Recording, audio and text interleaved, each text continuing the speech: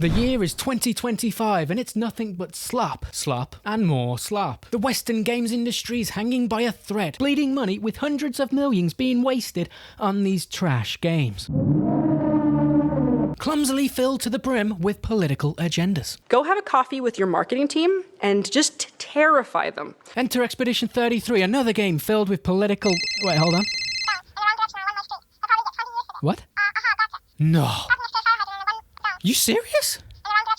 A game that focuses on story and gameplay?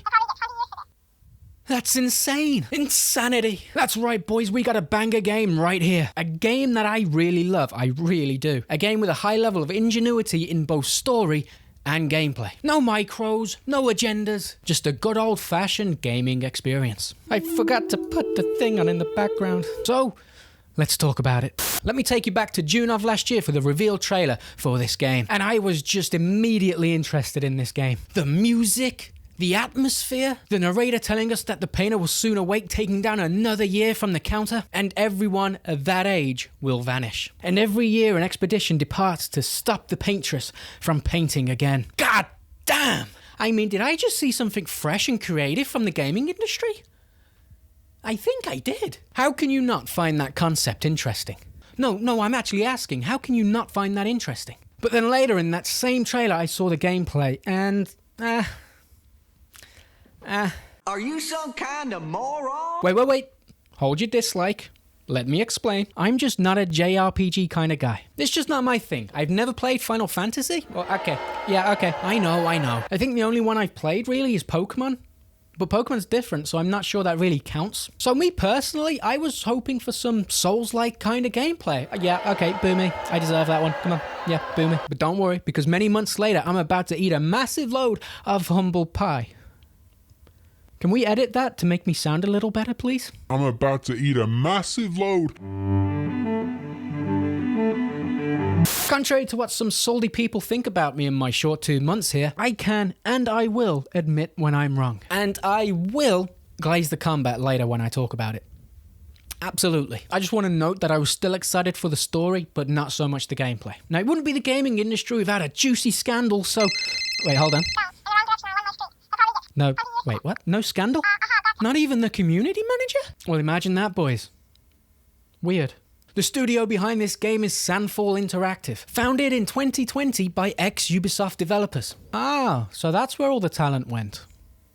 I see. By their own admission, they are an indie team, not a AAA, not a AA, they are an indie team. That's what it says on their website. But they do have the backing of Microsoft, so I'm not really sure how that works. But they focus on single-player experiences who want to deliver incredible stories with intriguing characters in gorgeous fantasy worlds. And by Cody Rhodes, that's exactly what they did. Damn! Now the team is exactly the grand size of 33, which is insane when you consider the work they produced here, which is by far and away better than teams of thousands have been able to produce. I'm looking at you, Shadows. And 33 is a nice detail in game too. They are clearly passionate about their work. Their reaction to the trailer being shown at the Xbox showcase was awesome to see, because you could see their excitement. But as a consumer, I was excited because that studio right there has faith in their game. You can see it on their faces, and I love to see it. On their website, they are hiring right now. Go and apply. Unless you don't make games, in which case that'd be awkward. But I assume they're planning to expand after their recent success. I just have one plea to make. Gatekeep your studio, please. Don't let it be infiltrated by talentless hacks who don't know what they're doing and just want to put their political ideology into your games. Don't let your studio become another one of those, please. Now, this game has been a success on all levels. Over 1 million copies sold, despite being on Game Pass. The Steam sales are over 100k. So to all the people that were saying South of Midnight is a huge success, cope more. And to the people that say Steam numbers are a dumb metric to go on, then why are the studio posting those numbers on their X account? Huh? Why would they do that if it doesn't matter? I think it matters. Although I am a little mad at Microsoft here. Like, I'm happy about the Oblivion remake, but did it have to come out in the same week as Expedition 33? Did you have to do that? Maybe it's a little bit of a Hail Mary play from Microsoft because Avowed and South of Midnight performed very poorly. But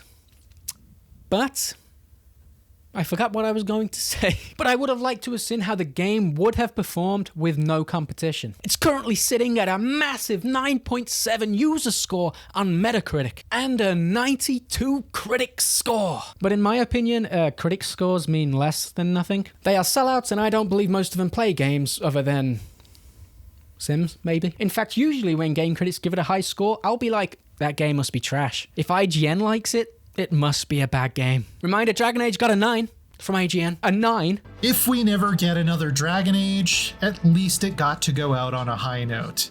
Now, the Western games industry needs to take a long look in the mirror here, because a small team with a small budget managed to school them in nearly every single way. And if I'm an investor for Sony, Ubisoft, hell, most of these companies, I'm asking, why can't we achieve that when we spend 10, 15, 20 times the amount of money than they have? Questions are gotta be asked, right? But let's be honest, if this game was pitched as an idea to these companies, most of those companies would just laugh those people out the building. A single player game with no microtransactions, no multiplayer?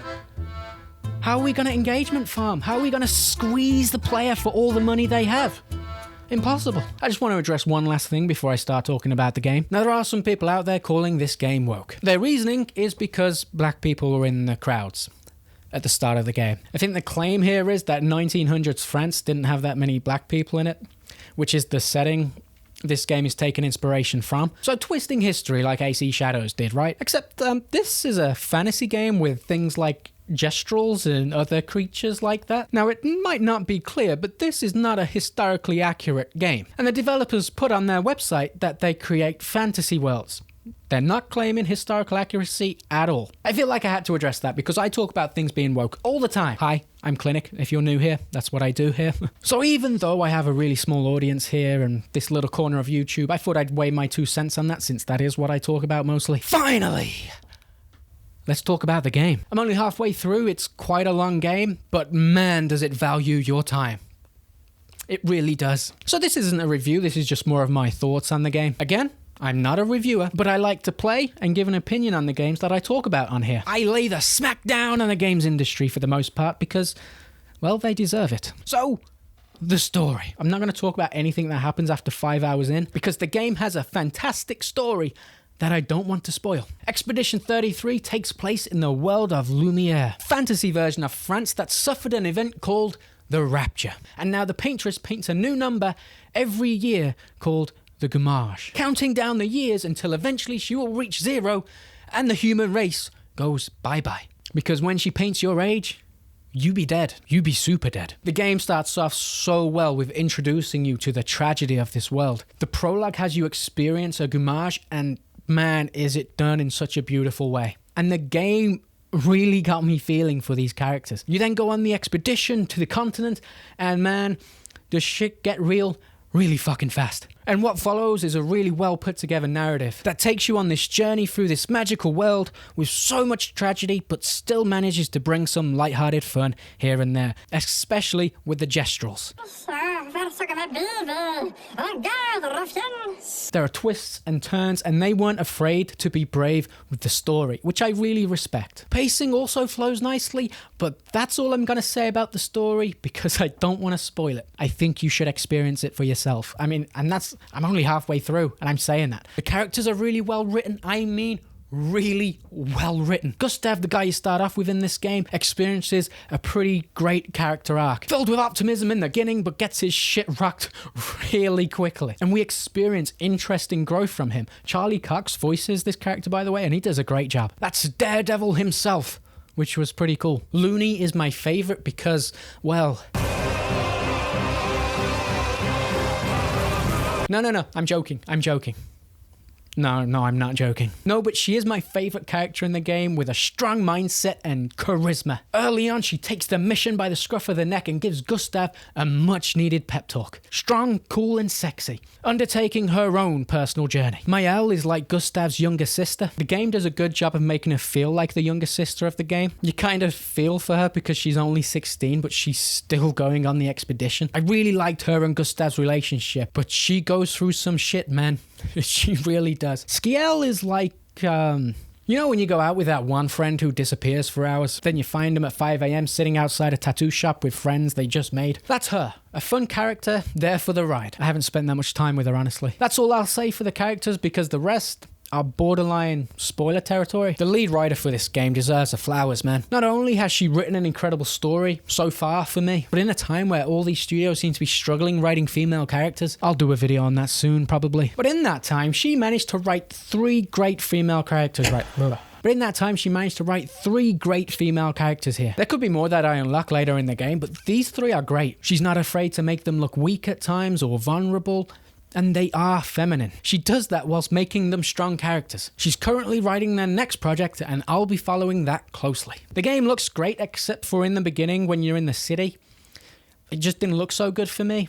It looked kind of meh, and I was a bit worried going in, but once you get to the continent, the game looks great. It looks amazing. The continent itself is really well done. The art style is amazing. Each area has its own unique style to it. It all feels different when you're playing through these areas. They use the terrain for these areas to make each area different, and it gives the game a nice variety to it. It's not the most beautiful game graphically. There are better looking games out there, to be sure, but the art style here makes it so much better to look at than a generic, realistic looking world. The characters themselves look great, as I'm sure you've noticed. That man stared at the bulge. That one right there. And him. Got him! The only issue I really have with it is that the lip syncing is way off sometimes. You know their goal is to save us all, right? Yes, that's what my father told me last year. But it's on Unreal Engine 5, and that means it comes with the problems of Unreal Engine 5. But the positive thing about Unreal Engine 5 is that without it, this studio wouldn't have been able to make this game. So there's positives and negatives with Unreal Engine 5. If you're wondering what's wrong with Unreal Engine 5, check out my Monster Hunter Wilds video, where I go into a little bit of detail about it. The voice acting is brilliant, and the cutscenes are really well put together. You do that, we both die.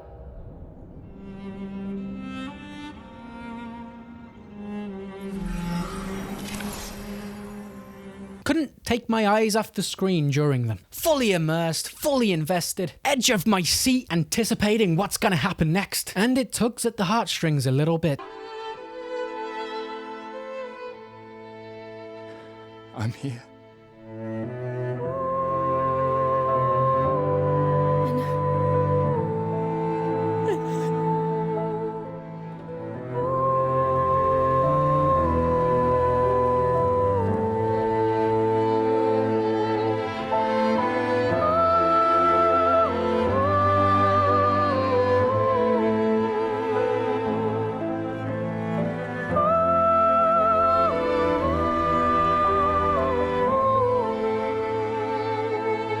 I can't remember the last time a game made me feel things. I'm dead inside. The music accompanies the game so well. It's soothing, is what it is.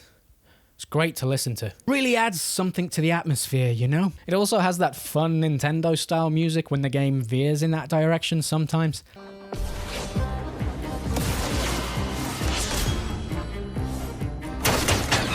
The game starts off pretty linear, but then later opens up. So how it works is you have the continent, and you're free to explore the continent to find these areas to work through. These areas function as levels, and they are pretty linear. They are explorable, like they have pathways that go off the straight path, and you can find loot and stuff. I like this mixture. A big map to explore, but then areas that narrow it down a bit. The levels have some parkour to them, with enemies scattered throughout. They are fun to work through, to be honest. There are also cool side dungeons to find as well, with bosses in them that will destroy you. I also appreciated the almost top-down view when you're exploring the island. That was a nice touch. It reminded me of like older games. There are also parkour challenges. And if you're anything like me, where in Souls games the hardest boss is full damage, then good luck, my friend. Good luck. So combat.